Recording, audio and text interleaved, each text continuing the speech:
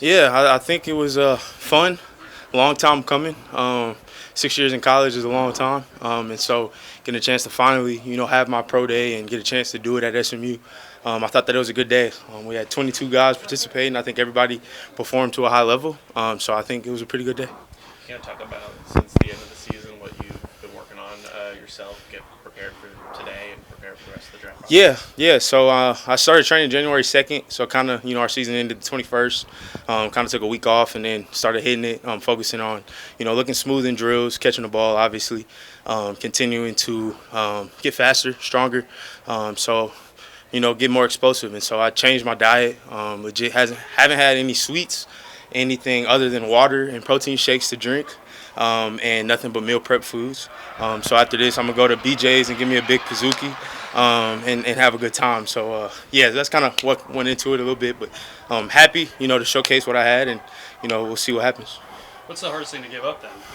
What was the hardest food to give up? I would say sweets, man. I got a sweet tooth, and so whether that's ice cream, cookies, brownies, cake, anything like that. So I got a sweet tooth, so that was hard. And then lemonade and sweet teas.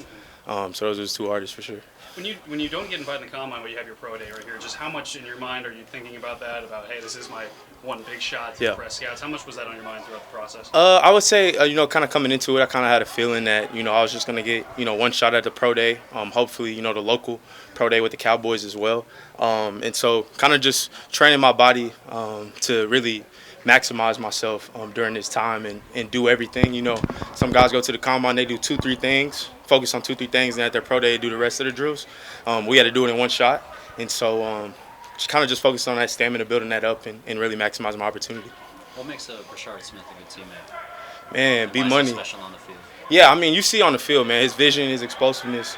He's a dog. Off the field, I would say that he's probably one of the most chill guys on the team. Anybody can talk to him, relate to him. He's cool with walk-ons. He's cool with scholarship guys, like whoever it is. And so he's a dog.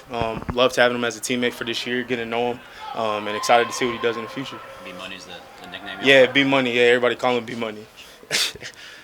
Quite a big senior class. You guys get to all share this opportunity together. What is that like for you guys? Yeah, it's fun, seeing, not really seeing these guys since, the last game of the season. So I know 3 or 4 of them was in Florida training. A couple of them were in California. I was out here in Texas. I ran in the cross a lot of times through training. But just getting a chance to see everybody laugh, joke, talk about the season, talk about what we did well. And then also, knowing that this is our opportunity to showcase what we have for NFL teams. And so it was real fun.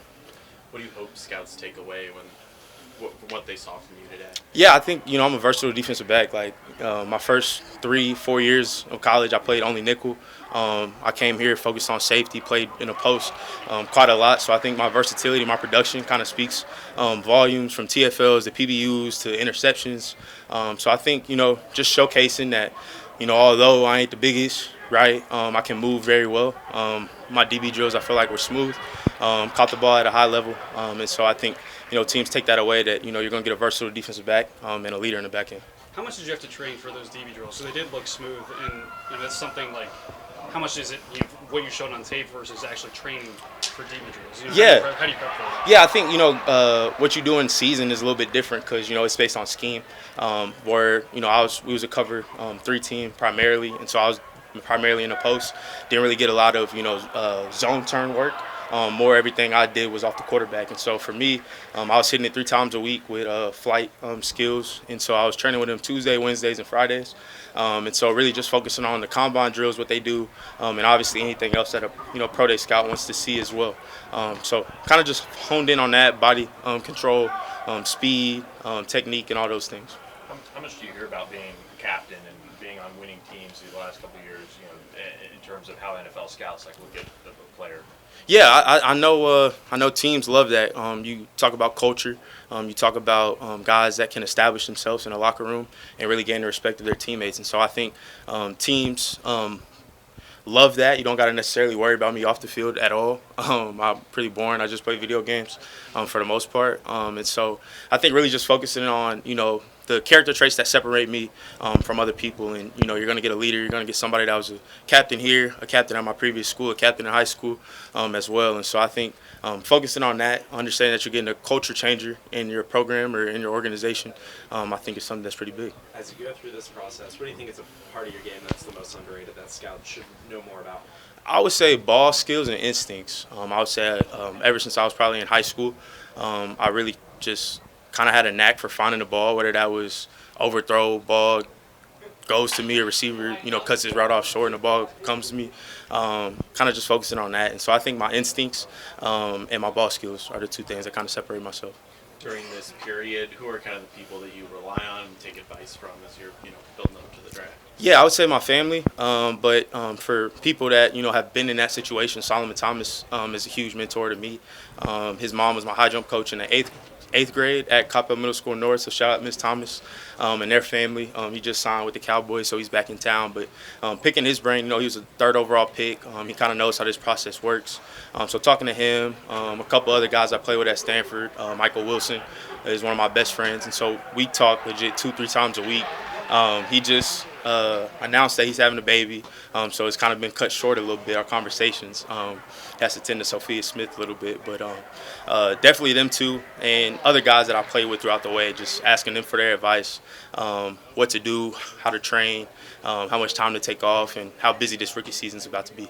Base defense is pretty much nickel defense now. I mean, how much confidence do you have in your ability to play corner full time or slot corner full time in a nickel base? 100%. I think I can do it. I know I can do it. I am a cerebral football player. The closer, kind of to the line of scrimmage you get, the more cerebral you kind of have to be in terms of understanding route combinations, down and distance, being able to play man, being able to play off, being able to play zone. Like all of those things, I feel like I play at a high level. I thought that more transition to the NFL, that would be kind of my suit in terms of, size, stature, all those type of things. But if a team needs me to play in that post, I'll definitely play in the post as well.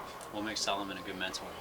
Yeah, I think he does everything the right way, man. Like ever since I met him, kindest guy in the room, never meets a stranger, talks to everybody. I was an 8th grader, fan of him, and he treated me like we was best friends. And I'm like, bro, you just met me. But he's just always there, reliable guy, team leader. You see Walter Payton, Man of the Year nominee like 3 years in a row.